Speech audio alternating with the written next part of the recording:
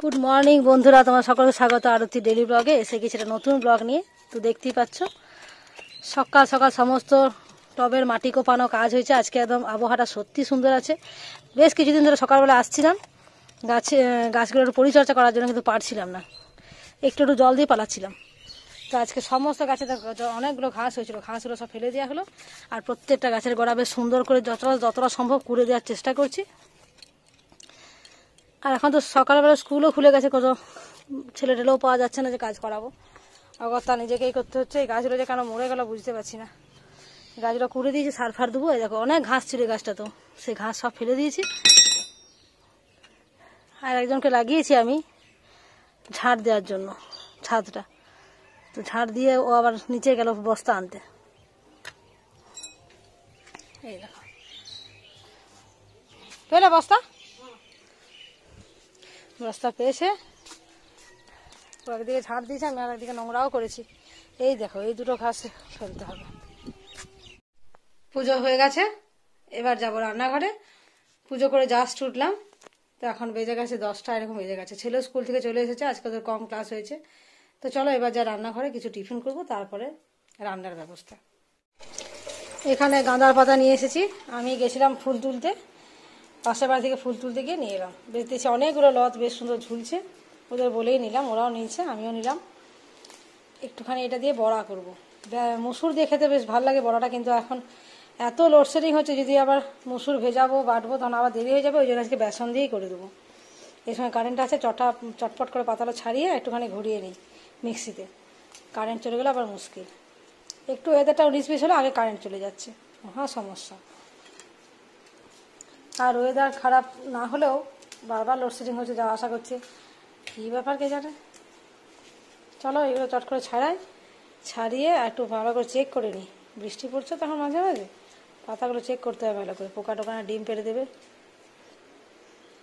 তারপরে এগুলো একটুখানি ঝট করে ঘুরিয়ে নিতে পারে, বড় একটা কাজ হয়ে যায়। তারপরে রান্না বসাবো। চলো তরকারিটা কেটে আমি রান্না বসিয়ে দিয়েছি। তো এখানে আলু আর পটল ভাজা হচ্ছে।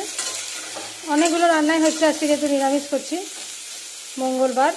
তো অনেকগুলো রান্না করছি, মানে তোমার ছেলে খাবে আলু পোস্ত, অন্য কিছু খাবে না, এরকম নানারকম করে বেড়ে যাচ্ছে। তো টোটাল রান্নাটা হয়ে যাক, তারপর তোমাদের দেখাবো কি রান্না হচ্ছে।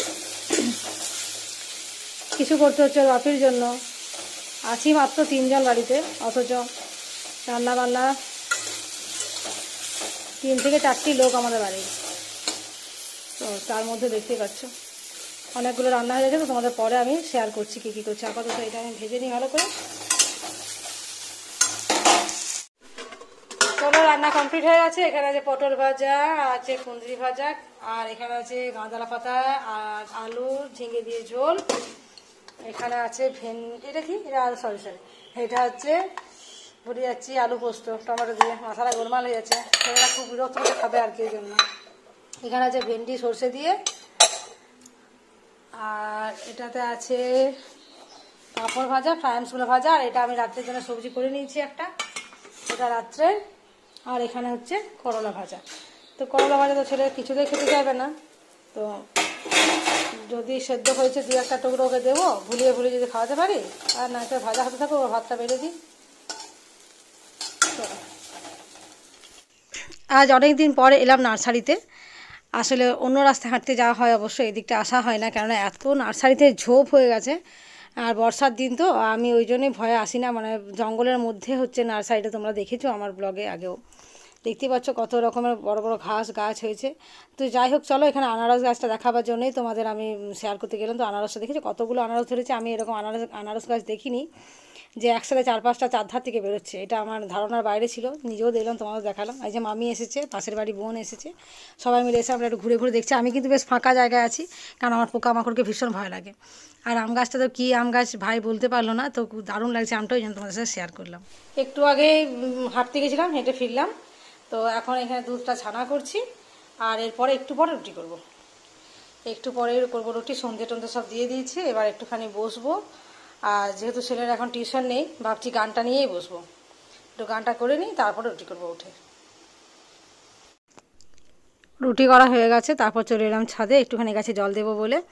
তো গাছগুলো ওবেলা ভালো করে জল দেওয়া হয়নি, মানে তখন তো বেশ মেঘলাও ছিল আর অনেকটা কাজ করার পরে হয়রান হয়ে গেছিলাম আমরা দুজনেই, তাই চলে গেছিলাম নিচে।